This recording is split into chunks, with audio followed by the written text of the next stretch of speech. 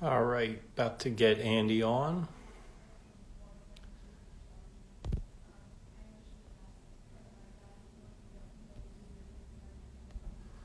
She should be on any second.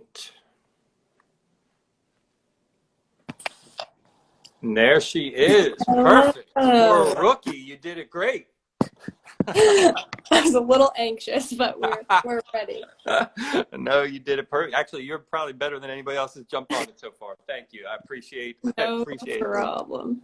All right. So I'm going to set it up a little bit while people are jumping on. I see Avery Collins jumping on. I love it. So anyways, um, so here was the idea, and you probably, I'm sure you know, Jordan Angeline. Do you know Hmm. Jordan? Yeah. So Jordan contacted me, wow, last March when you know, really when things hit. And she said, let's do something where we can have people come together, do something good. What can we do? And so we decided to have like a little conversation on Instagram Live and then take people through some mindfulness sessions. And we did it. And we did it like literally weekly for months. And then at some point, it was kind of like, maybe let's transfer it over to me. So she was hosting it and she was having me on, and then it was like, why don't you take it over, which is what we did. And so that was the idea. Was like to be personal, right? Not to do it as a podcast, but to bring people together, create a little bit of community during a crazy, weird, difficult time, and see if we can do something positive and have some good conversations. And that was the whole idea. All right. So that's the background. So here we are today. And so it's evolved into this idea of, well, what are we going to do? And not just mindfulness, but the idea of performance psychology. And like, what does it really mean? What do performers on the world stage think about? How do they do it? How did they get there? But then not just that, but like, what's the struggle of it? Like, when is it hard? Why is it hard? Right? Because everybody wants to say it's so simple, or think it's simple, but it's not simple. And so the name of this is Win First in the Mind, because I truly believe that if you've never truly trained your mind for those moments, that it's going to be really, really difficult to have it when you need it most, right? Like, why would we wouldn't do that physically. So why do we do it mentally? And so that's where we are with this. And that's the background. So Win First in the Mind, the idea is that we've trained for those moments before we get there. So saying that, Andi Sullivan's had incredible success in her life. You have. So when, however, did you kind of say to yourself, I know that I've had great success. I know physically I'm talented, but I need to complete my training. I can't just leave this up to hope. I need to complete my training. What brought you to that point? I think that in college and with the national team and with the Spirit, I had like dabbled in sports psychology, and we talked about this a little bit. It's like, oh, a conversation here and there, or a phone call when I needed a tune up. Yep. And probably about a year ago, I was like getting back into the national team, and I've had so many like up and down roller coaster experiences with the national team. And I felt like my confidence and my performance that I was having in the NWSL with the Spirit was not lining up with the national team. And Gotcha. Like, they felt, were totally two different experiences, yet here I am just playing the game that I played a million times. yeah, and a lot of it I stemmed from me worrying about things that, not that, I mean, I think anything that you think about is real, and if it's your Yep. perception, it's real. Yep. But it was just wasted energy, and it was emotionally tiring. And I was thinking, like, I need to really invest in this if I want to maximize my potential. And like you said, we prepare physically. So I was like, if I train every day, multiple times a day physically, I need to do the same thing with my mind, because I wouldn't think it was acceptable to go into a match only training once a month.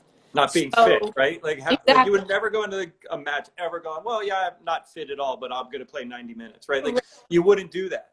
And Yeah. yet we do it all the time. In fact, I would say the majority of athletes still do that all the time of, you know, and I'm not saying nobody's ever read a book or, you know, had a good conversation with somebody, but truly, it's funny that you say it like that, because I truly believe that mental fitness, I, you know, use the phrase mental fitness is the equivalent of physical fitness, right? If you are mentally fit, it's probably because you're doing things on a regular basis and you're not waiting for something to go wrong and then do something. You're Right. fit beforehand so that when something is super difficult, you're prepared for it and you know what to do even while you're in it. So I'm going to then jump right into something here, which is you just got back from national team camp. So Yeah. share, what was it like? I know that you got a little bit of a knock, so Yeah. that changes things, but talk me through that a little bit, or talk us through that. Yeah, it was great. I was super excited to be back with the team. I hadn't been with the team since about March of last year when we had just finished She Believes, and that's when the NBA shut everything down. It was on the last night of our last game, and that was kind of like for me when things really locked down. So that was the last time I'd been with the team, and the team had camps in October and November that I was hoping to go to, but I had ended up tearing my meniscus in the Challenge Cup, Right. and the national team didn't think I was ready for those events. So I was just super excited to be back in January, and like the context of January is always like, I always say it's kind of like the first day of school. Like there's a lot, you kind of like dive in because you've just come off a long break, and Yeah. there's a lot going on with like testing and monitoring and everything. And but it was incredible. And I think part of the reason why it was so incredible was the dedication to COVID protocols and feeling very safe Yeah. Yeah. to make it have that event. So Yeah. it was awesome to be in camp. It was going really well, I thought. And then I have a little quad issue, so that was for me very upsetting, because I felt like I had prepared a lot and I didn't feel like getting injured was like indicative of my preparation. Yeah. And I also wanted to take the full advantage of the opportunity, and unfortunately that it just wasn't in the cards. Yeah. But I will refocus and rededicate to rehab. It's not my first rehab rodeo, so Right. I'll be back. So, yeah, actually, though, go into that though, because you're saying it as if it's easy, but we know that it's not to show up at national team camp for, like, we can say the best national team in the world, and being it was a layoff to begin with, and that's disappointing, to not be able then to be physically ready to, or you were physically ready, but be able to do it. How did you handle it? What did you rely on? Did you handle it? Good question. I don't think I think it took me until yesterday to really get a better grasp on it. Okay. Can you walk us through it a little bit? Yeah. So in the moment, I just wanted to make it to the off day. Made it to the off day. Thought it would be better by then, and then we were in training, and it was kind of getting worse. So I stepped out of training, which is like not something that you do at camp. Because the team it's the toughest team in the world. But it's that balance of being smart and being professional versus being tough. And I knew it wasn't going in a direction that was going to be healthy for me. Yeah. And then that was very difficult, having to sit out of that training and sit out of training, subsequent days. I took the players there are so incredible, and everyone there knows what camp is like and has had ups and downs. I think what you were saying earlier about like Aubrey just jumped on with it. Oh, hey, people making it like look easy or sound easy, and I think that is a part of it. Is like you want to be strong and go through it, and you are strong, but that doesn't mean you're not sharing your vulnerabilities. And I think that players there really understand it. So it was really nice, like players asking me how I was doing and checking in, and especially like veteran players, and having them be able to help me zoom out and get some perspective and see things in a bigger picture. That was super, super helpful to me. It's just have to check in with people with like-minded personalities and experiences. Yeah, it's amazing how important it is to have some people around you who are in your corner, right? Like the idea of like true, like, you're all going and competing for spots, and yet, you know, there's only so many people walking the earth that understand what it feels like. So you have to have that circle with you that's, or at least some of them that can say, hey, you can do what you can do. Yeah. But we're here for you. We went through it. You're going to be all right. All those things. It really does matter. And it's not the same as not your family. Like, of course, your family's wonderful, anybody's, but like there's a difference when it's people that are literally in that same locker room. It's just, it feels almost like they're the only ones that can truly, truly understand. Because Yeah, it's hard to describe the environment, and even if you do describe it, you're missing something. You're missing something. Just the because it truly is. It's an incredible environment, and that's why that team has been so successful for decades. So, there's a massive. I say that a lot of sports psychology is simple but not easy. So like the things that I might mention are never going to be like, oh my God, that's unbelievably complicated. I've never thought of that. But what they are is hard.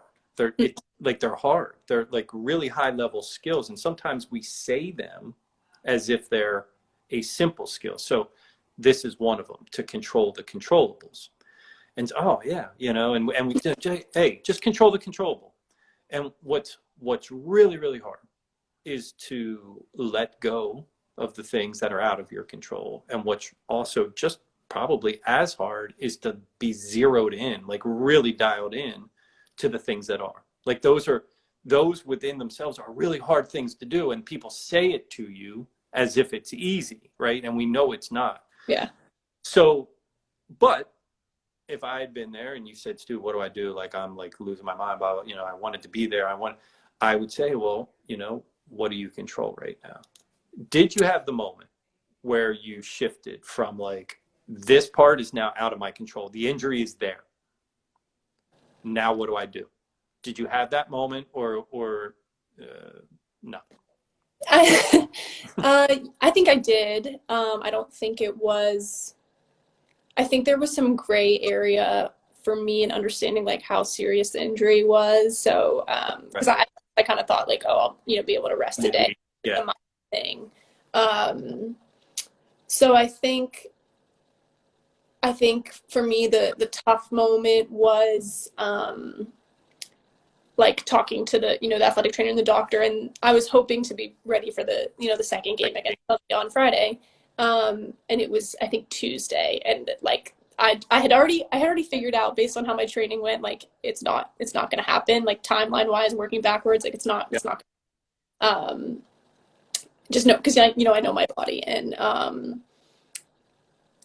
so I had already realized that, but then I was talking to the doctor, and he kind of was like explaining that it's not going to happen to me, which I already knew, but the way he was saying it was so nice that I got emotional, and I did not. I try to keep myself together emotionally in front of like staff and teammates like that. I don't really, unless like it's a close friend in like a private moment, but in a public space, I want to kind of keep myself together. And so I had my little cry moment in the training room, and then immediately I started doing treatment, and like that's just. I think that's it. It's like, okay, like it's done. So now what? And that's, you say control the controllables. The advice that I got in college that I feel like has really stuck with me throughout my career is like, especially when I'm injured, is to always ask myself, okay, well, what else can I do? Because I think that really, if you start thinking about, again, it shifts my mind away from things that are out of my control, because I can complain like, oh, I don't get to do things I want or whatever, but it's out of my control. So what can I do? And it makes me really grateful for the things that I can do. It makes me do them over again until I can do more things. So, at that point it was doing my rehab and asking for like, oh, can I do an extra lift, even if it's just upper body, or, what recovery can I do? And just asking a lot of questions and asking for support, because they have tremendous resources and experts on that team. So talking to the nutritionist, like things like that, just trying to maximize, my health and shorten this recovery. Yeah, I mean,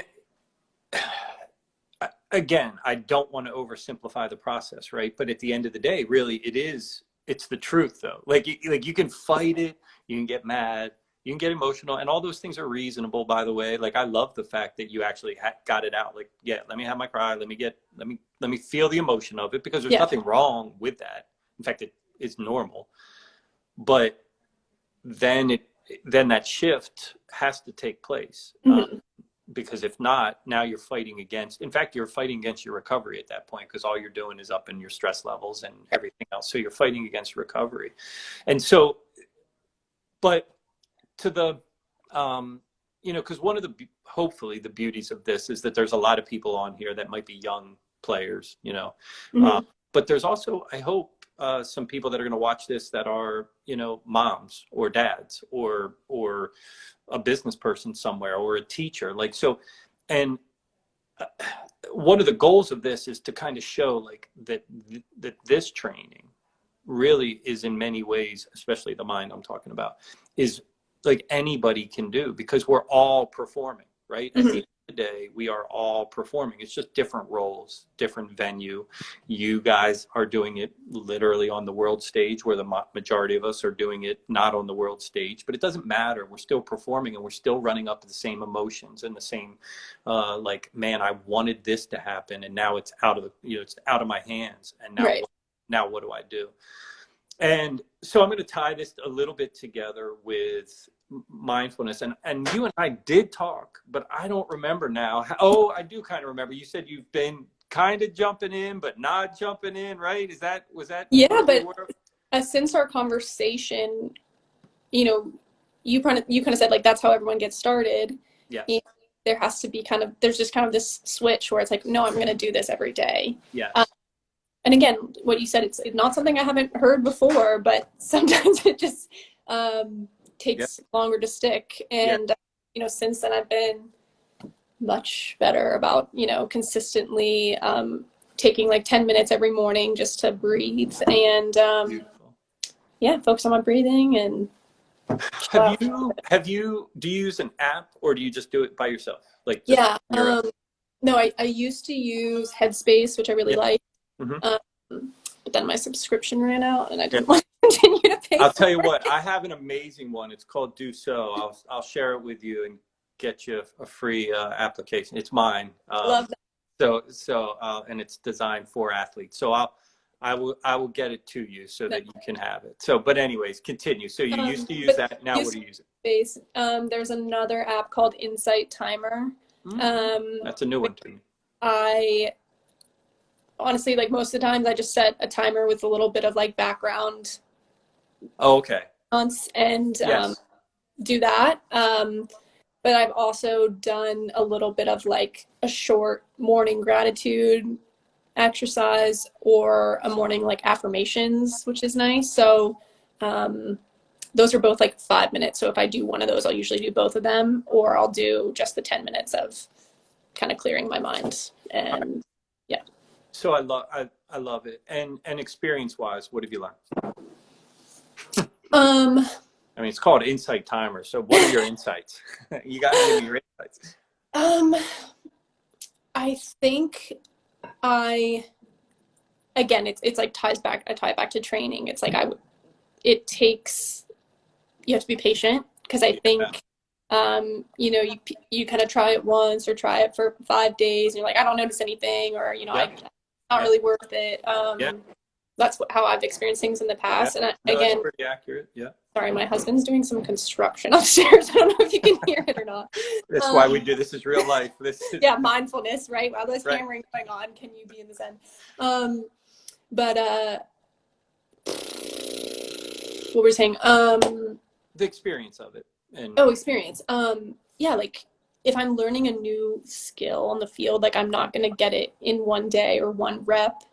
And lately I've been like noticing, because I'm like spacing out my practice, I'm doing it every day. I'm noticing like I can quicker get into, like, there's this moment when I'm meditating where I'm like, oh, I'm not like I'm it's meta almost. Like I'm kind of feeling the effects of it, where I feel like more calm, and like for me it's like this feeling of like my head is like far away from my body, um, which is kind of funky, I guess. But uh, yeah, I think I'm realizing like I also think what I've noticed is like there's some days where I feel great and I can get into that zone really quickly, and there are other days where my mind is already just like spinning and buzzing.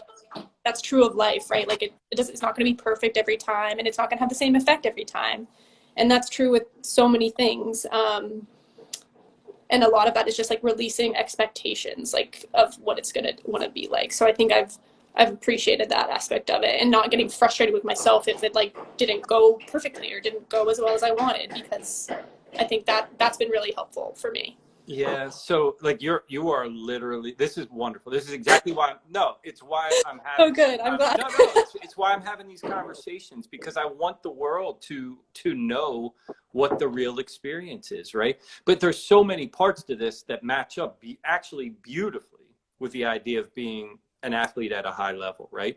Like, is every training session you ever have done perfect? Yeah, no chance. Right? Have you had days where like, oh my God, my body is not responding to the Right. workout, right? Yep.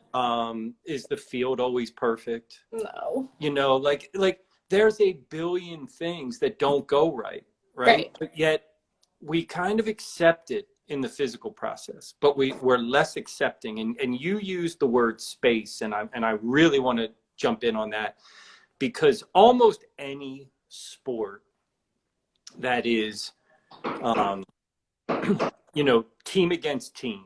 So like they're called like team invasion sports. Like, so whether it's, soccer, whether it's basketball, whether it's hockey, whether it's football, they're considered like and what are we trying to create? We're trying to create space, right? Like, and think about like the best teams in the world create space on the field. And why is it important to create space? Well, when you have space, you have time, right? And when you have space and time, your choices become better, right? And vice versa. If you're a dominant team, you're like nonstop closing down, closing down, closing down, so that the other team doesn't have that, right? Mindfulness creates space. Like, you literally said you like, you noticed yourself having like these moments where, yes, this is what happened to me, but in the moment I can almost like, it's almost like I'm stepping That's back, it. right? I get it, because I felt it too. Yeah. And like having that moment where I can step back and like choose. Yes, I can get pissed, I can get angry, I can get mad, and all those things are potentially a fine reaction, by the way. They're not necessarily wrong. But if in that moment with space, you say to yourself, actually, I don't want to do that though in this moment, and then you can choose the option that you want, that's brilliant. Right.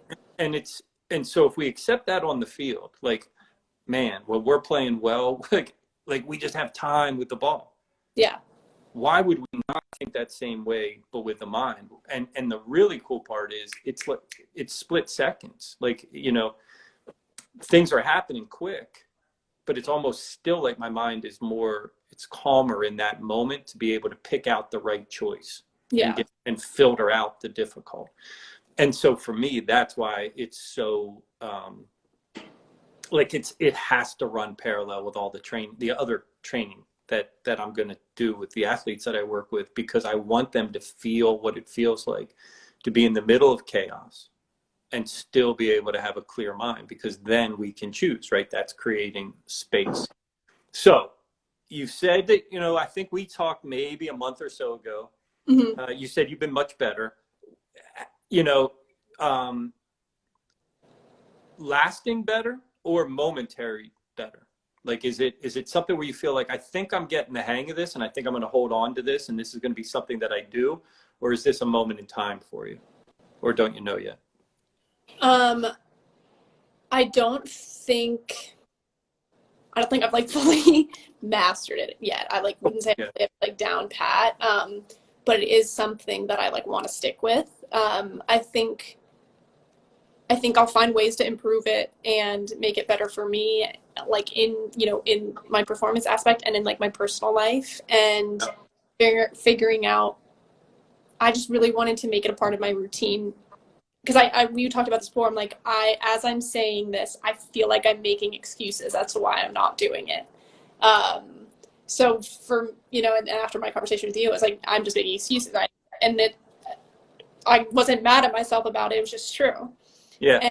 And, so I'm like, okay, no more excuses. And, so for me, I wake up in the morning now, I have a cup of coffee, and I have a sip of coffee, and then I do my little meditation. And I think, like, we talked about this too. It's like, if you have an early flight or something like that messes with it, how do you still fit it in and make it?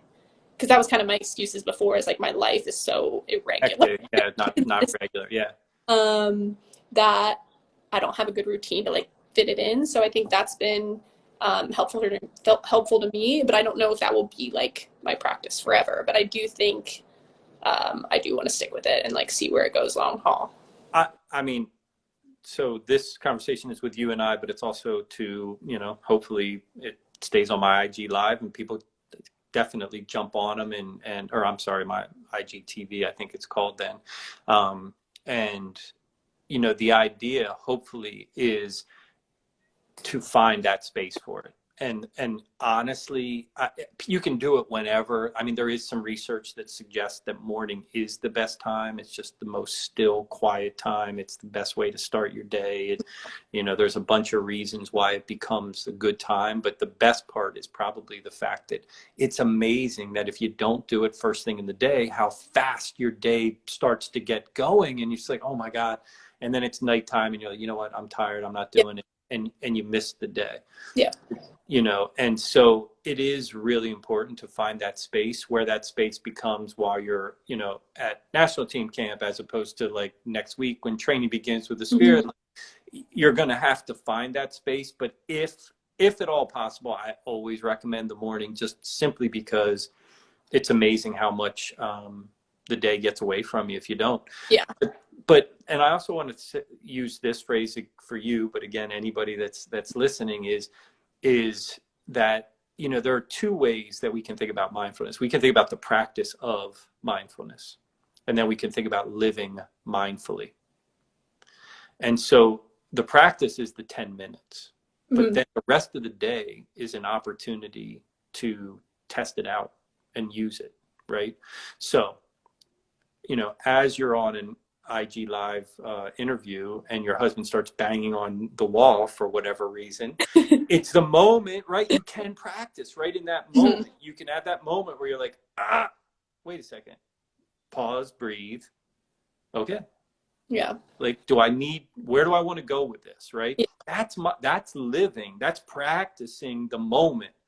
And the cool part is when you do it for that, the next thing you know, you're in training and something goes wrong, you have a bad touch, and you're like, no, what do I, and now it's all flowing together. It's just one at that point. That's where I felt like at camp, I noticed the most difference in my, because like I said earlier, it's like I was finding this separation between my spirit self, my normal soccer self, and like my national team on the field self. And I think for me, what I noticed the difference in this camp is about the mistakes, where I wasn't like, expletive. I messed up. You can do it on here. And like, what does that mean? Like, did they notice? What did they think? Yes. I've trained this so many times. Like, why did I mess it up? And I think then now it's just like, I'm gonna make mistakes, and letting them go a lot quicker and just still staying focused and locked in was, I think, the biggest difference I've noticed in my performance, which is where I want it. So. Okay.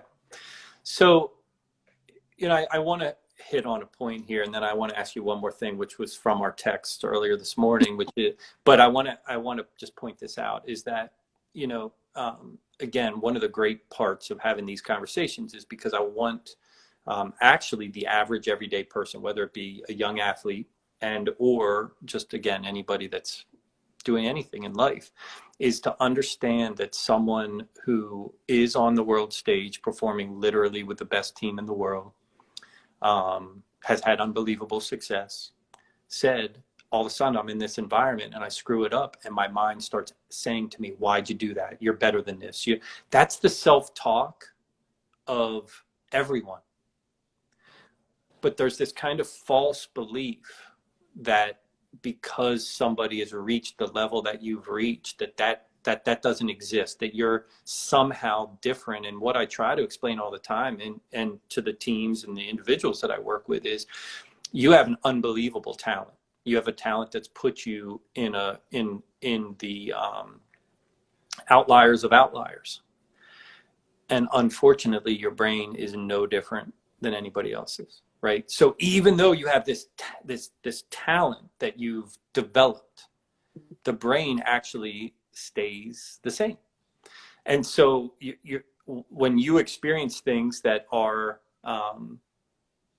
potentially what we would call dangerous, right? But it's not really dangerous, but in your mind perceives it as being dangerous. I want this. This is happening. So it's preventing me from getting the thing that I want. That's danger. And when that happens, all these same mechanisms that kick in for the mom who's rushing around and can't get her child to school in the morning and has to get this, and this done, it's the same stuff that she's going through, is that same moment. It's the same process. It's just a different trigger that starts. And I want to point that out because I think it's super important that everybody understands that no matter how great someone becomes, they still have to work on these same things. So this morning, we were going back and forth, and one of the things that you told me is like, hey, I'm willing to be open and honest about anything. And I, kind of shot you back a text and said, that's really important, because we can't achieve anything great without being willing to be vulnerable. And here's the vulnerable part, is that if we want something badly, there's always the chance that we're not going to get it, right? And that makes, like, to say, I want to be on the national team, there's a chance that it doesn't happen for whatever reason, right? That's a vulnerable place to be. But unless you can own that, you can't. It's almost like you have to put yourself into these and accept of that. When did that moment come for you where you were like, I just got to be able to be open. Like, I have to do this, and I have to be okay with, like, potentially even failing on the world, for the world to see. Oh, yeah, that's a good question. And you may be still working through that, by the way. It's not necessarily like this easy point of, no return. I think I've, especially with like my friends and my teammates and stuff, I'm not very secretive. I like to be very like honest and direct. So I think that's a personality and like a leadership trait of mine, because I want to know like how my teammates are doing as well, because if they're hiding how they're really feeling, how am I supposed to be able to help them? So that's such a leadership quality. Yeah. And I feel that way, like, in my relationships, like if, let's say, like my husband's mad at me for something and he's, not telling me why or bottling it up or something like that, I'm like, how am I supposed to fix it? So I think that flipping that around on myself is like, I like to be able to communicate my feelings, but also I think that's where the mindfulness is helpful, right? Because you have to be able to communicate it in an effective way, not necessarily just like, I don't know, being able to get that space and perspective on the situation. So I think just wanting to be an effective communicator with people that I know is really important to me. And then I think like the kind of moment for me was in 2019, we were doing the Spirit was doing this panel with the OL Reign or I guess they were just the Reign at the time, but it was Mal Pugh, Rose Lavelle, Ali Long, and Megan Rapinoe, and me. And so it was the four, World Cup champions of the Spirit and the Reign and me. And the moderator, Claire Shipman, beforehand kind of checked with the Spirit is like, I had been cut for the World Cup, and then they had just come back and won the World Cup. And they were like, oh, should we like not talk about it? Should we talk about the Spirit? And it was, conversation with young girls. And I'm like, no, like, why would we not talk about this? It was about like young girls and confidence. And beautiful. Yeah. I was thinking like, well, one, it's healthy for me to talk about, because if I pretend it doesn't exist, like that's obviously not going to help me move on from it and heal and feel confident about it. Absolutely. So I was like, no, ask me, and like, you don't avoid it, like just say it. Yeah. I think what you were talking about is about people at a high level, like making it look like they don't have stress. It's just like, no, they have practice at how to deal with it, and they know what they need to do to combat those stressors. So I think that was a really big moment for me, just being able to talk about like my experience and how I dealt with things, and and just like being honest, because that's, again, like showing people that it's normal to have the stressors and like be uncertain and doubt yourself. Was that a foundational moment for you?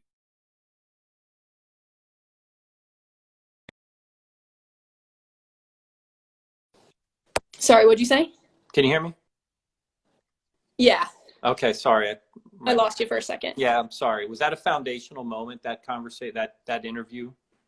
Yeah, and I think I wasn't like excited to talk about it. I like honestly, every time I talk about it, it still makes me sad. It still makes me bummed. It's like I still missed a goal that I wanted to hit, and hopefully, of course, luckily, there's another World Cup, so hopefully I'll make that one. Like still striving for it, but I wasn't excited to talk about it. It was also a lot fresher at the time. And I think it was definitely like super vulnerable and brave. And even when I first started talking about it, like my voice was shaky, I was a little sweaty, but like working through that, and then, was good for me. And it helped selfishly. So hopefully it's good for other people too, for, to hear that for themselves. I mean, I hear the selfish, but it's really not. But I hear. I mean, it had a benefit to you. Put it that way. Yes. So, but you've used this word a number of times, so I'm going to jump on it a little bit. Is the word grateful or gratitude? I don't know if you even noticed that you've used it,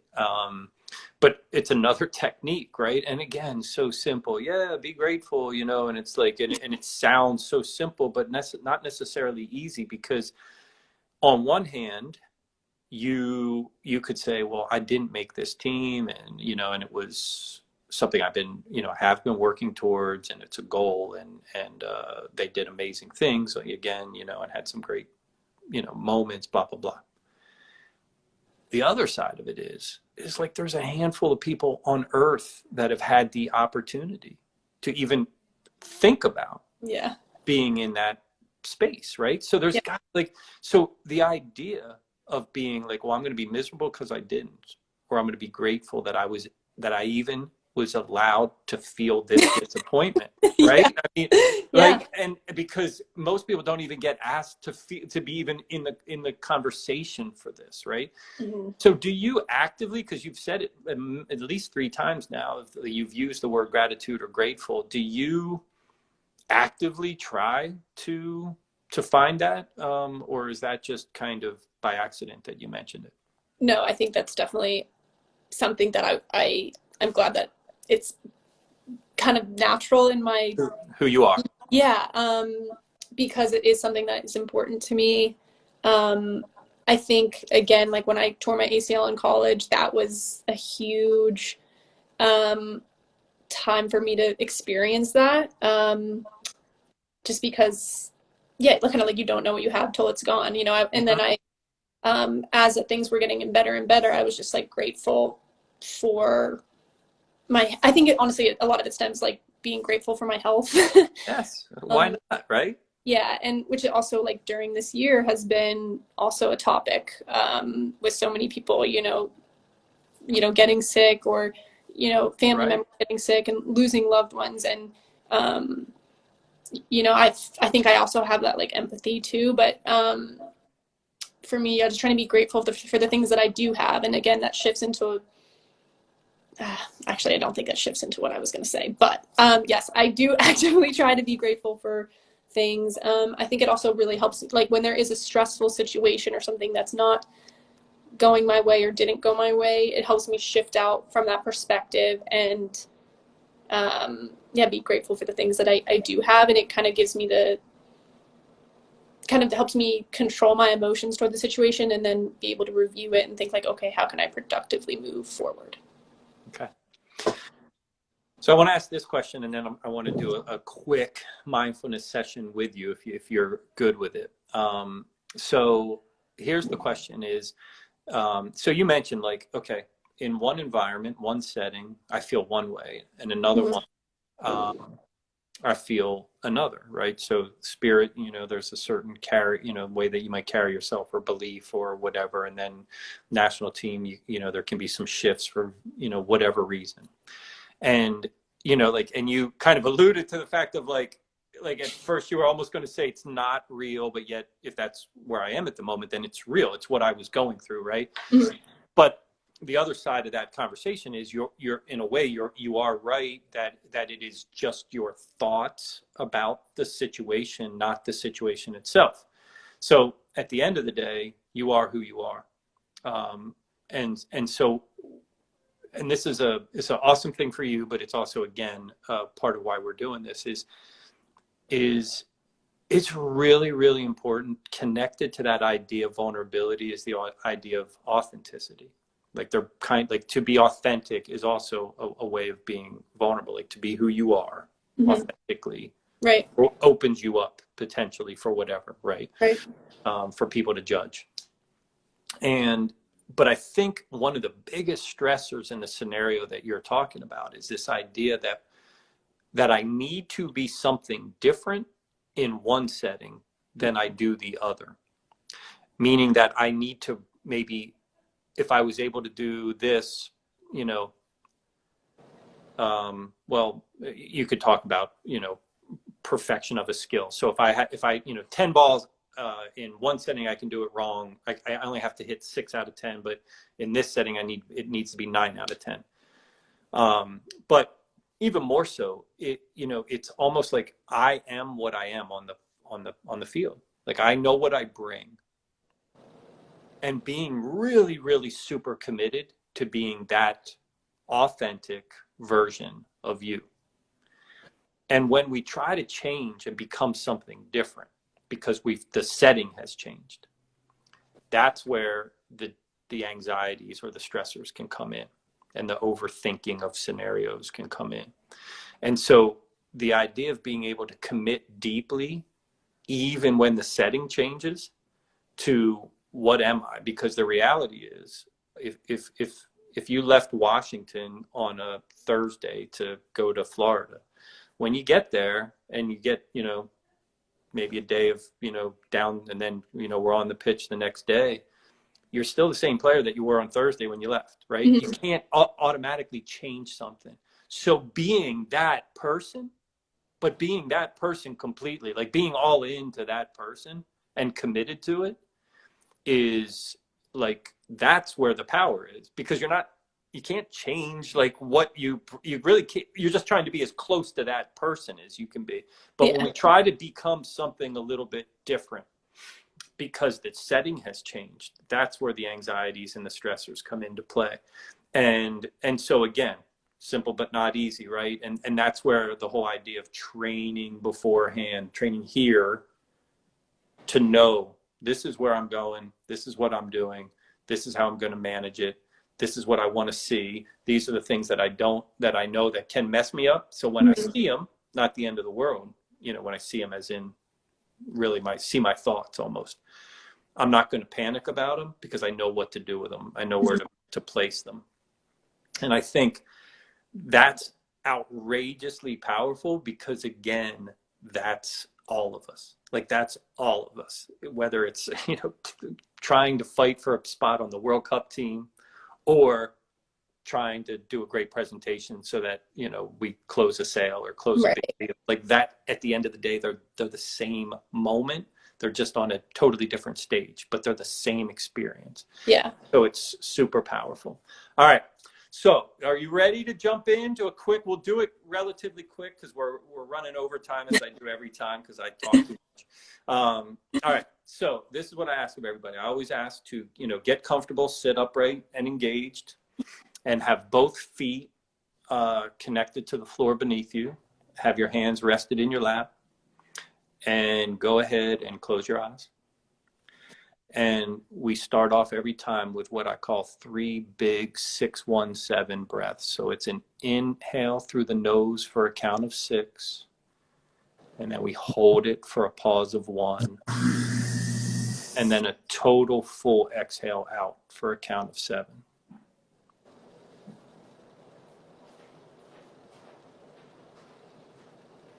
And really make sure that you're getting every last bit of air out of the lungs on the exhale.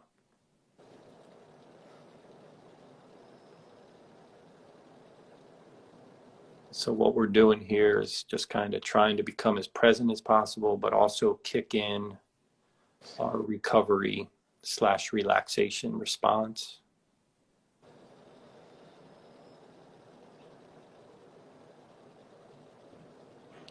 And when we finish up that 3rd rep, all you want to do now is find the normal, regular pattern of your breathing. So whatever feels normal and natural, just try to lock into that.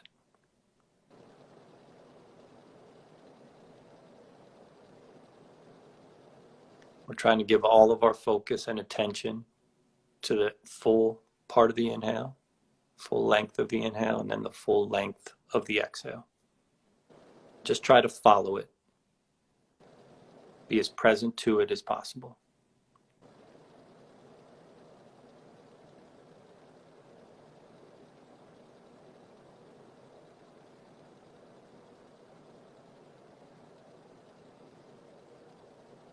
And if your mind gets distracted, if it wanders off, starts focusing on something from earlier today or later today, or noise or any distraction, just notice it.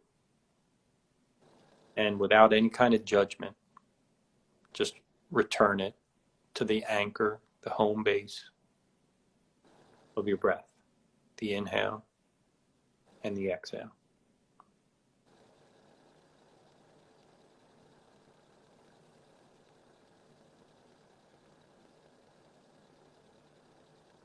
Every time you notice the distraction and you return your mind to a focus on the present moment, using your breath as the anchor, that's another rep.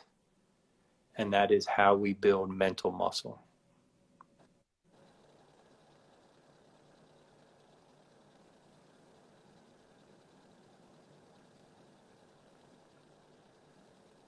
And when the mind does get distracted, you realize it and you bring it back. You do it without any judgment. There is no extra words that we need to say. We don't need to say we're bad at this. We don't get it. What's going on? Is it working? Why can't I do this? We don't have any extra words. We just notice that my mind has wandered off or become distracted, and we return it to the present moment using the inhale and then the exhale as home base.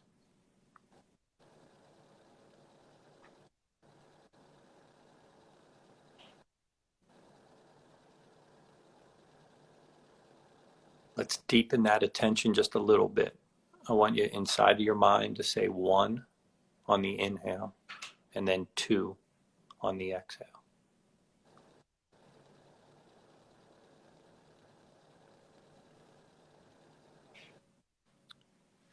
Really lock into that. There's nothing else that matters right now.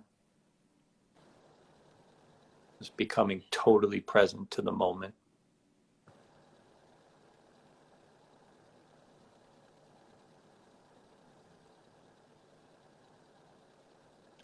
When you do become distracted, just notice it and then find your counting again. 1 on the inhale, 2 on the exhale.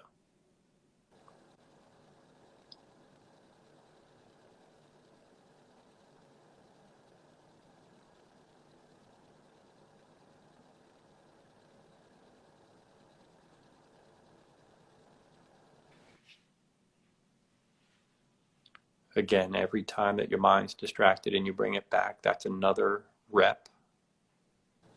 That's you building the mental muscle of letting go of the distraction and moving on to a singular place of attention, what you can control in this moment.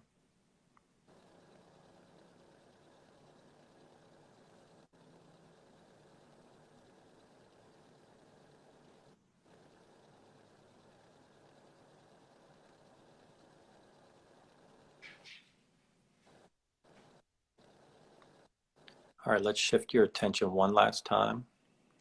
Right now, I want you to feel your feet connected to the ground beneath you.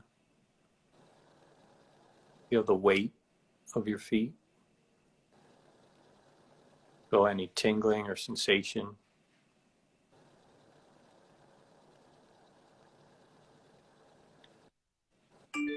Just allow yourself to be totally grounded into the floor.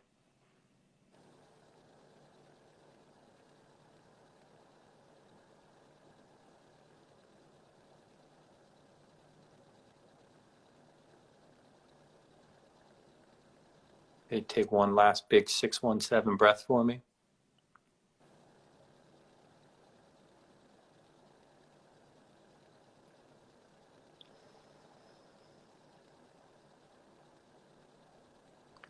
And when you're ready, go ahead and open up your eyes. All right. So the whole idea, right, is to have that moment of distraction. Your mind's not going to, there's no way that we're not going to become distracted. But all that self-talk that can sometimes go along with the, like I messed up, right? The idea like I'm supposed to be focused and now I'm not. Mm-hmm. We just skip over it. There is no need for the judgment, right? There is no need for the additional chatter. That we're just skipping that, coming back, right? And it's just such an unbelievably clear image for when you're on the field, right? Bad touch, bad ball, all that chatter can start, or where's the next ball? Can I win this one back? Right? Because that's all we have in that moment. All that other chatter is just keeping us from what we do have, right? Not, again, simple but not easy. But that's why we train it. So, right. Thoughts before we finish up? No, it was awesome. Yeah, it's definitely takes practice too, and I'm glad that I'm like seeing that and having the patience to stick with it. Yeah, it's super hard. I think people think that like all it's going to be is this really like Zen experience, and I'm just going to be totally calm and relaxed. And then they find out, holy shit, this is work. Like I'm not very, like I'm not good at this. It doesn't feel easy. Why? Yeah. What's wrong with me? Right. The answer is nothing. Yeah. Or one day it's one way, and another day it's the opposite, and yeah. But it's the beauty of it, right? Is the consistency. Sure. Doing it each day creates this grounding, creates this focus, and all of a sudden we realize, man, I'm kind of responding to things in a whole different way than I ever did before. So, all right. Well, Andi, like, thank you so much. It was so cool to get this opportunity to touch base with you again and kind of share it with the world. So really appreciate that. Anything that you wanted to tell people about before we get going? When does Spirit get preseason really starts a week from today officially. So yeah, exciting times ahead. Yeah, absolutely. Well, let's stay in touch. Yeah. But I totally really appreciated this, and thank you so much for coming on and sharing your world with everybody, because I think it's super important for us to do this together. Thanks for having me. All right. I'll talk to you soon, Andi. Sounds good. All right. Bye-bye. Bye.